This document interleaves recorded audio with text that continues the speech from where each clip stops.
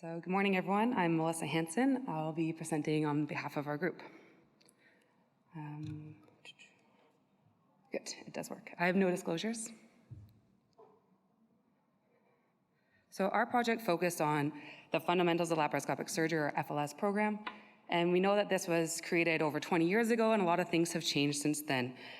It was not as pervasive as it is today in clinical practice, and so as such, it is about time to revisit what is fundamental in laparoscopic surgery. So we ensure that fundamentals of laparoscopic surgery remains on the forefront of surgical education. So our project's objective was to develop a framework of reference for laparoscopic surgery that defines the scope of laparoscopic surgery from fundamental to advanced performances and how to guide our development of curriculum, teaching, and assessment. This framework of reference was developed using the logic of Entrustable Professional Activities, or EPAs.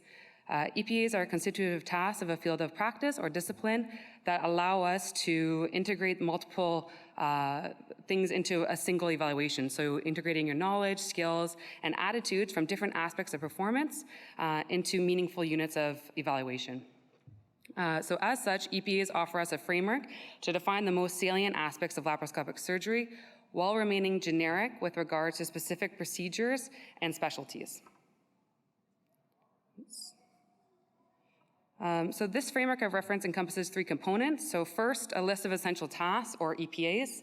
Second, your knowledge, skills, and attitude that define the essential tasks. And finally, all the different observable behaviors that describe performance of each specific level of entrustability.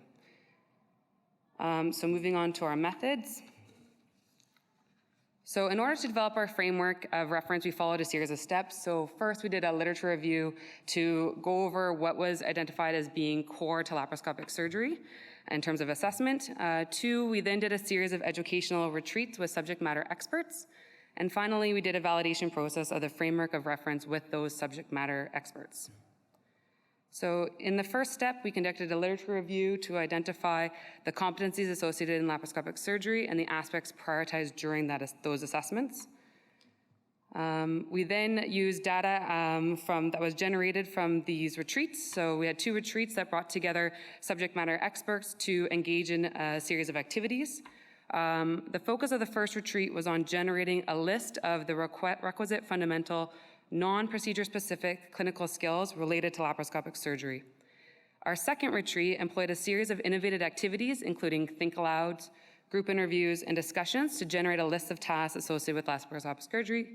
And then finally, our group engaged in guided synthesis activities to bring together data from all the sources, resulting in our final list of 10 EPAs with their corresponding observable behaviors describing the expectations of what a resident or fellow would be able to perform at the level of fundamentals for these EPAs.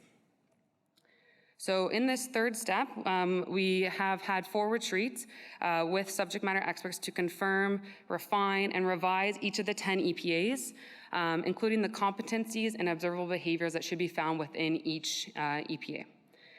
In addition, we examined the relationship between these EPAs as well as the cognitive exam items through a mapping exercise that we've been doing over Zoom this past year.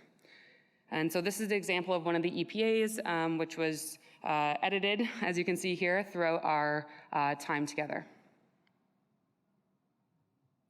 Moving on to our results. So in the end, we developed a framework of reference for laparoscopic surgery comprising of EPAs, competencies, and our sets of observable behaviors for each associated EPA. These are the 10 EPAs that we came up with as a group. And these EPAs identify different types of competencies, including technical skills, operative judgment, knowledge, clinical decision-making, and communication skills among the numerous competencies required to perform safe and effective laparoscopic surgery. So as you can see here, it does range from knowledge all the way to what we want to see in the practical skills examination as well. So I'll let you guys have a moment to look those over.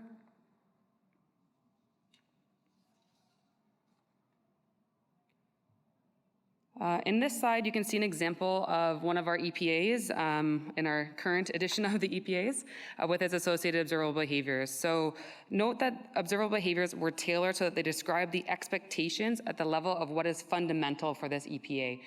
So it's as we know from EPAs, it's not really the target that everyone should know by the end, but it's really the base of what you should know. So this is the fundamental knowledge or fundamental skills.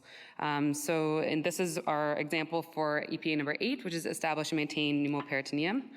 And so those are the expected observable behaviors for that accomplished EPA.